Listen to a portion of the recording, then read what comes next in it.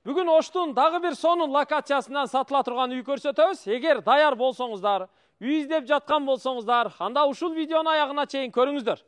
Ош шаары, мына Наукатский подъем деп коет орусчасы. Ошол ноокат өрүнөн чыкканда эле Эмпа заправкасы бар. Мына ушул тушта тетиги 2 кабаттуу имарат, ал Алтын кафеси. Обул администрация мэриянын артынан ушу Мамуров көчөсү аркылуу өрдөн чыкканда эле сол тарапта жайгашкан. Бул көчө билесиздер, жанагы Рудаки мектеби жайгашкан. Те жогоруда Рудаки мектеби бар. Интернационал көчө өзү Достук көчөсү. Мына бул Алтын кафе Эмпа заправканын жанынан эле жогору Рудаки мектеп тарапка жүрүп эле биринчи оң тарапка бул жак менен бурулуп, кайра эле ушул жерден мына бул жакка бурулуп, келгенде эле ушул жашыл үй. Бул өзү 6 сотук жер аянтында жайгашкан. Көчө жагына мынандай дарактар эгилген, гүлдөр отургузулган, стяжкалар куюлган, лотокчолор жасалган, айланасы бүт ушу таш тубал менен тосулган. Бул жагында дагы дарактар бар экен, бул кошунанын дарактары. Бул эми үйдүн алдындагы кире бериш, дарбаза. Навес дагы поликарбонат менен арка түрүндө жабылыптыр. Үйдүн алдына бир 3 уна батат экен. Жалпы өзү 6 сотук жер аянты. Локация негизи эң сонун. Ана мына ушул үйдүн жанындагы узунунан кеткен 2 чектүү участок дагы сатылат экен. Жанагы строительдерге дагы кулагына күмүш сырга. Кулак кагыш да. Эми бул үйдү $280 000 кеми бар деп айтып жатат. Албетте түшүп берет, сүйлөшөсүздөр, келишесиздер. Себеби бул үйдө 2 бала 2 келин жашайт экен, экөөнү 2 бөлүш максатында эле сатып атыптыр да. Бул жакта мына чоң үй, бул полторашка туугандар. Астында бөлмөлөр бар, үстүндө дагы бөлмөлөр бар. Бул жакта болсо ошо мейманкана курулган. Анан төрдө болсо времянкасы бар, берагында багы бар, нарагында очокканасы бар, баня, дагы бир кошумча времянкалары бар, бүт бардыгы бар. Азыр үйгө кирели, биринчи кезекте келиңиздер, бисмилла.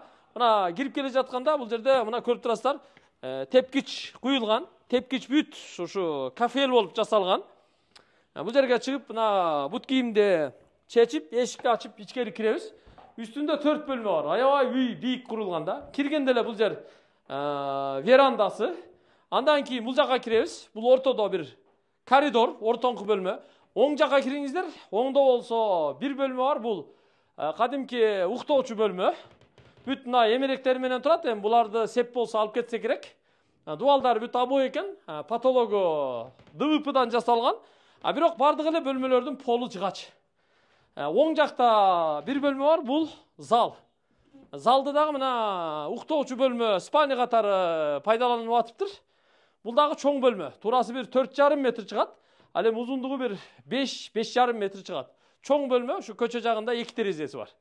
Ушул эле бөлмөнүн жанында ушундай эле размерде дагы бир бөлмө бар. Бул жакка да мына кирип көрүп чыгыңыздар. Бул дагы чоң бөлмө. Мында дагы 2 терезеси бар көчө жакта. Атайын коноктор үчүн мындай кымбат баалуу стол, стулдар дагы идиш аяк сервировкасы менен коюлуптур да. Иллюстра илинген, дубалдары обой, мынандай пардалары илинген. Бул жакта дагы бир бөлмөсү бар. Бул азыр ушу майда чүйдөгө толуптур. Төрүндө болсо бир чакан кладовкасы бар экен. Көрдүңүздөр, 4 бөлмө. Азыр эми астыңкы бөлмөлөрүндү көрөбүз. Келиңиздер, сырт иштен ылдый түшөбүз. Бул жерде эми үйдүн сырты мына көрүп турасыздар, жашыл түстө декор болгон да. Бул жакта мына үйдүн астыңкы кабатына кире турган эшиги бар. Бул жактан киргенде 2 бөлмөсү бар. Кирип көрүп кое бериңиздер. Муну деле эми тигүү цехи катары, склад катары, өндүрүш цех катары иштетсеңиздер болот да. Мунадан туш нары өткөндө 2 бөлмөсү бар экен, бул жагында да бир бөлмөсү бар экен. Бүт ошо биринчи кабат менен экинчи кабаттын ортосу мындай монолит плита прекрытиябы болгон экен да.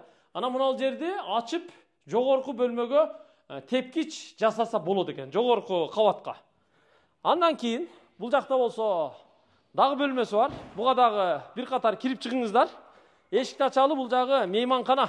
Мейманканага киргенде эле мына көрүп турасыздар, диван, стол, стул, табуреткалардан бери коюлган. Нар жак чекеде мына аркасы жасалып, бүт эмерек акрилден жасалган. Газ, суу, свет, канализация бүт бардыгы бар экен. Бул эми бөлмө евро ремонт болуп жасалыптыр. Чыныгы мейманкана. Дубалдары обой, потолоктору була кермешип, көрүп турасыздар, люстралар илинген. Бул жакта болсо мына отопление тартылган. Бул эми мейманкана. Меймандарды ушул жака киргизесиздер да. Анан эми бул жака чыкканда үйдүн алды кенен негизи. Бул жака жүрө турган болсок, бул жерде болсо мына көрүп турасыздар, жүзүм бакчасы бар. Айланасы мына решетка болуп тосулуп тур, сууну сээп койгон айландырып.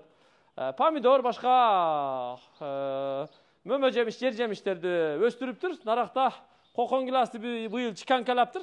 А бул болсо мына анжир экен. Эми бул жакта азыр 3 бөлмөлүү времянкасы бар экен, келин кесек, бала чака, небере чебере ушул жакта. Бирок бул жакта очокканасы бар экен. Очоккананы көрсөтүп кое берели, себеби бул жакта эч ким жок болуш керек.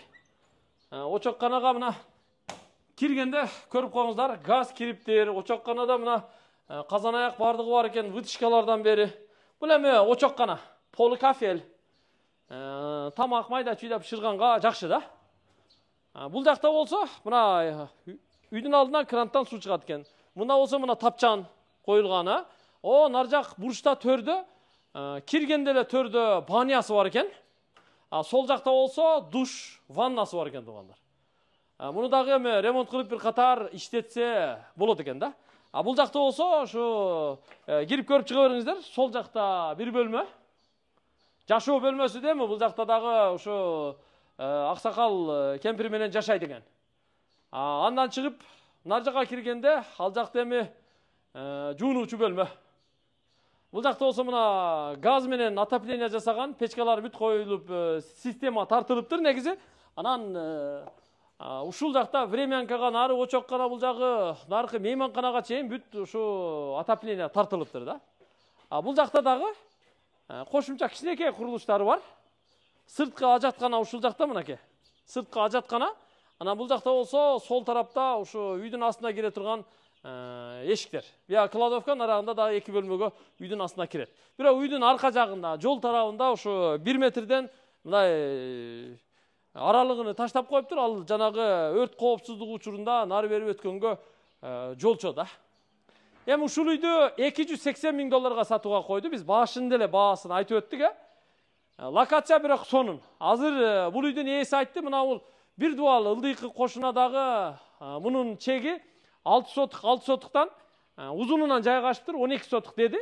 Нар жагы наркы жолго, Рудаки мектебинин жолуна чыгып кетет. Бул жагы Достук көчөсү, экөөнүн ортосунда жол деди. Мына кошуна дагы сатам деген дейт. Эми бул жердеги ушу кошуналар бардыгы сатса, анда бардыгын бириктирип алып туруп эле сразу ордуна көп кабаттуу үйлөрдү, чоң торговый центрлерди курса болчу да экен деген бир бизнес идея менде пайда болду да. Ага эми акча керек да, эгерде булар сатса. Бирок мына бул үй шашылыш түрдө сатылат. Баасы $280 миң кеми бар, документтери бар экен, так экен. Анан коммуникация бирде бул жерде билесиздер, центральный бардыгы, газ, суу, свет, канализация, интернет, электр тогу бүт бардыгы бар. Бирок локация эң сонун. Мына билесиздер, азыр мына бул жерде Мамыров көчөсү, Наукатский деп коет. Мурдатан ушундай айтылып келген. Мамыров көчөсүнө азыр ушу асфальт басылып жатат. Асфальт басылып жатат. Ошо Ноокат өрүнөн чыкканда эле сол тарапка Эмпа заправканын жанынан бурулуп эле кайра мындай айланып келип каласыздар да. Бул эми интернационал көчө. Өзбөгү да жашайт, кыргызы да жашайт, түркү да жашайт, орусу да жашайт. Көчөсү асфальт мына, теп-тегиз, тып-тынч көчө. Ашча адам деле кирбейт. Түз жогору чыгып барганда Рудаки мектеби бар. Достук көчөсү 29.